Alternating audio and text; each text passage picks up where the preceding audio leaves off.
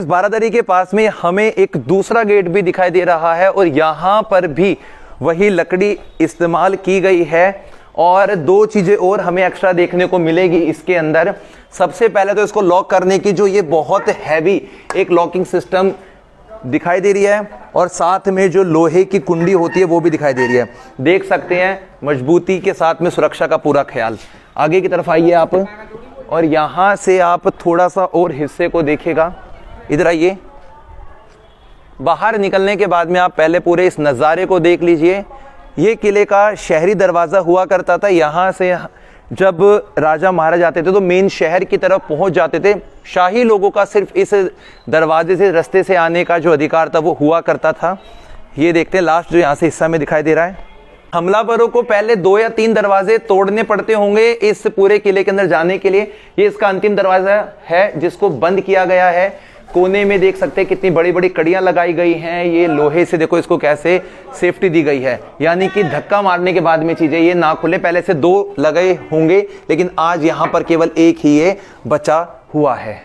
गणेश मंदिर के साइड से सीढ़ियों को चढ़कर आने के बाद में हमें यहाँ पे महिला तोपची मोतीबाई की भवानी शंकर तोप को देखने का मौका मिल रहा है। इसको हाथी की शेप का यहाँ पे बनाया गया है, जिसका आप मुख जो है देख सकते हैं हाथी का बिल्कुल बना हुआ है यहाँ पे। और इसी के साथ में इस पे कुछ चीज़ें भी घड़ी गई हैं, लिखी गई हैं, जिसको आप यहाँ पर देखिए। ये जो लिखावट है ये उसी वक्त की है और इसी से इस तोप की जो ताकत है वो पता लगती है। अष्ट धातु की तोप बनी हुई है और बताते हैं कि जिस समय चलती थी तो इसके अंदर माँ भवानी की शक्ति आ जाती थी। ये इसका मुख है जिसको हाथी का रूप दिया गया है। यहाँ से गोला दागा जाता था और दागने के बाद में अंग्रेजों के साथ हुई वो 1858 की लड़ाई, जिसका नज़ारा यहाँ से हमें देखने को बनता है। यहाँ पर जब ब्रिटिश शासन ने जब किले पर हमले करने की कोशिश की तो सामने एक पहाड़ी दिख रही है वहाँ पर, जिस पर एक कैमासन माता का मंदिर स्थित है। उसके पीछे अंग्रेज़ी फ़ौज छिपी हुई थी, तो वहाँ से अंग्रेज़ी फ़ौज ने इस किले पर गोले दागे। इसी के साथ साथ तो एक बुर्ज था यहाँ पर, वो भी उसमें नष्ट हो गया था। लेकिन बाद में जब ब्रिटिश शासन में आ गया, ये किला उनके कस्टडी में आ गया, तो उन्होंने उसका निर्माण दोबारा से वापस करवा दिया। साथ ही साथ हमारे झांसी में क्या है, झांसी पहले 12-15 किलोमीटर के अंदर बसा हुआ था। तो झांसी की बाउंड्री वॉल पे जो इसका सेक्टर था उस पे करीबन 8 से 10 गेट बनाए गए थे। तो प्रत्येक गेट का नाम जो जिस शहर के लिए या जिस कस्बे के लिए वो रास्ता खुलता था उसके आधार पर उसके नाम रखे गए।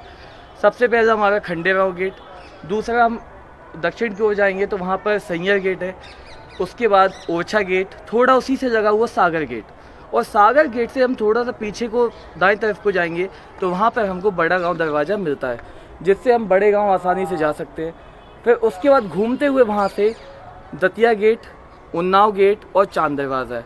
चांद दरवाज़ा यूँ तो किसी शहर के लिए नहीं खुलता था, लेकिन चांद दरवाज़ा पर खड़े होकर वहाँ से ईद का चांद देखा जाता था। ठीक है, शुक्रिया। और दोस्तों इसी बुर्ज से मैं आपको कुछ 2-3 चीज़ें और यहाँ पे दिखा देता हूँ। आप अपनी नज़रों को बिल्कुल सामने की तरफ लेकर जाइए। इस पेड़ के पीछे वाले हिस्से में जो येलो कलर की बिल्डिंग आपको दिखाई दे रही है उसे कहा जाता है रानी लक्ष्मीबाई का महल, जहाँ पर वो रहती थी। उसी के सामने एक चर्च भी बनाया गया है और इसी के साथ में ये पूरे का पूरा जो झांसी का शहर है वो आपको देखने को मिलता है।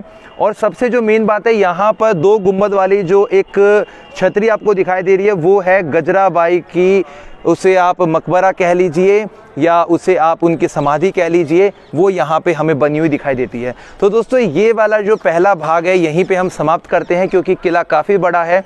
अब हम जाएंगे इसके दूसरे भाग पे,